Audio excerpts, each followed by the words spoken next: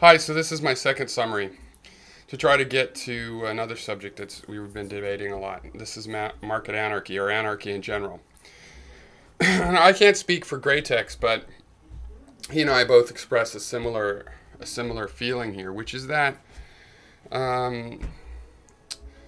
we are anarchists. I get called anarchist all the time because I am an anti-hierarchy anarchist.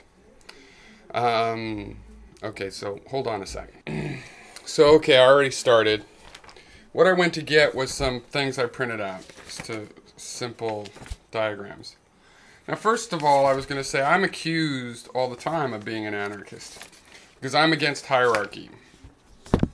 Now, I often deny it because people by anarchists mean you don't believe in any power structures. I believe in power structures. Power structures don't have to be organized in a hierarchy, and I believe anarchic power structures are those that are more distributed and don't use a hierarchy. This isn't just me, this is the history of the concept hierarchy. Anarchy and hierarchy both have the same root arch.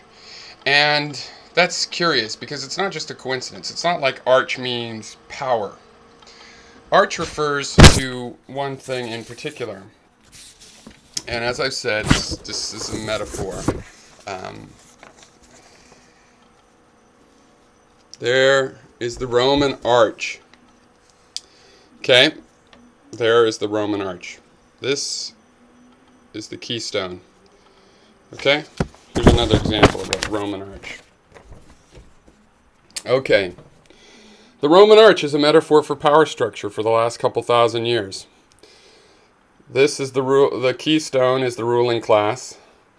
The arch itself is the hierarchy, and the columns are the working class.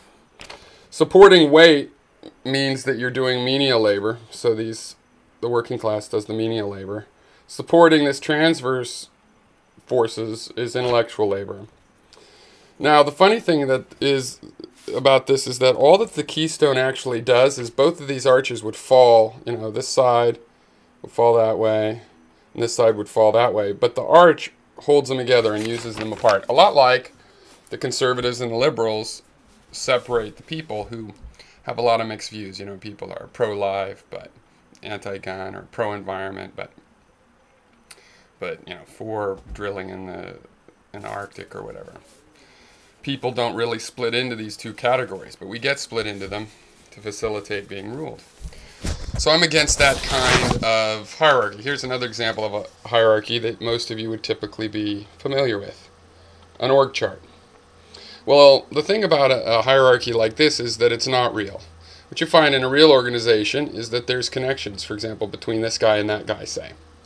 There's all sorts of cross connections. The hierarchy has to be top down and then it branches out. We impose this on our power structures. In reality, a hierarchy looks more like this. It's a network. Okay? So this is that director, and then these are these groups outside of him. And the problem with hierarchy from a modern perspective, from a technical perspective, I should say, is that it's centralized like this. So theoretically, if this guy knows something good for this other guy to do, he has to go up through the central node and then back out to the other guy. That means this is a bottleneck. Well, in system design and network design, it's pretty much well known, and you can find it out yourself if you just want to design network systems for 10 years or 20 years. But centralized designs are flawed. Now, some centralized designs are still necessary.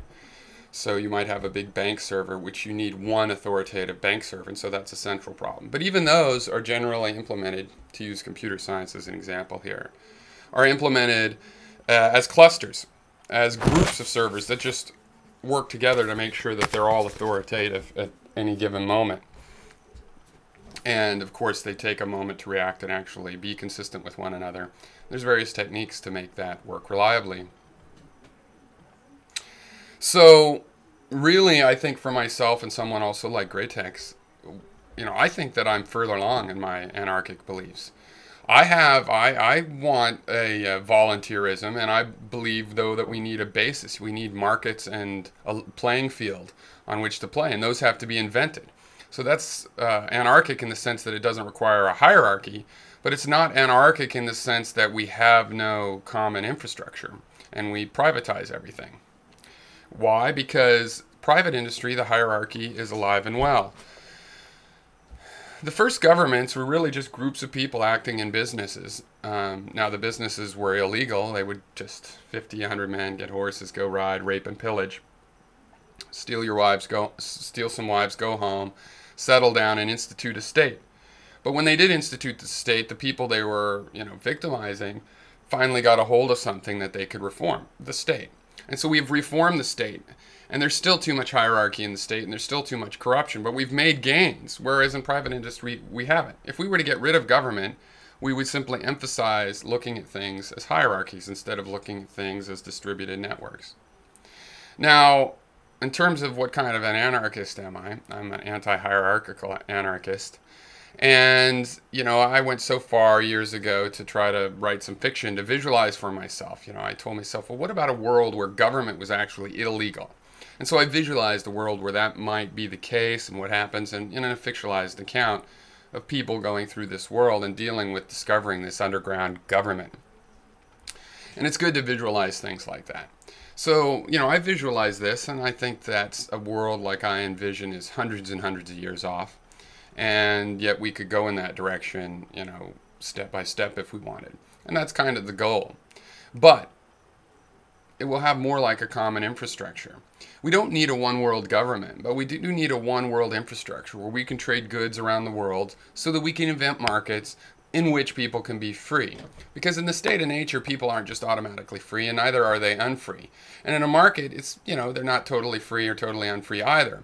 But by putting your lack of freedom in the limitations of the market, by defining the market, grading the goods, inventing a currency, having a place to trade that everybody can get to, and then nobody can control and try to take advantage. Say if somebody that's doing really well in the market, that there's nobody there that can say, well, I won't give you access to my marketplace and I'm going to start selling your goods. We have to have a way to deal with, to make the infrastructure smooth and stop tactics that basically take advantage of bottlenecks or create bottlenecks.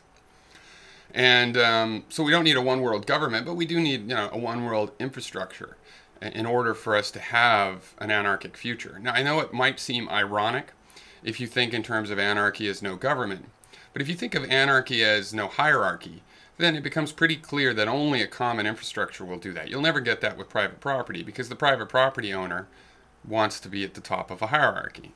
It's customary, it's maybe even instinctual now, and it's certainly an obvious tactic when you have property. Only by holding some concept of common property in either a non-profit kind of organization or a government, so-called, could you possibly get to the point where you're going to use a distributed structure rather than a hierarchy. And, in a public place, the police are not representatives of the leader and above you in a hierarchy.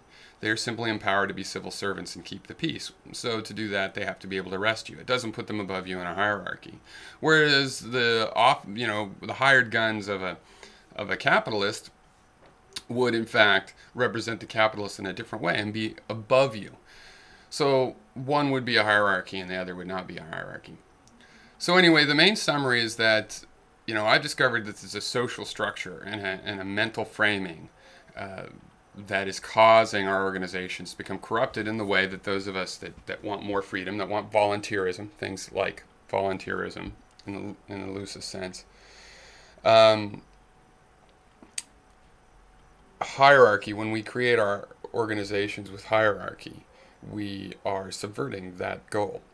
So it has more to do with how people think about hierarchy for me, achieving anarchy someday, than demonizing. Now I've read, I listened to one of these podcasts so far that I was instructed to, and the expert is the same as the people here, acting as though all of his opponents, believe the government is perfect and it's here to fix an imperfect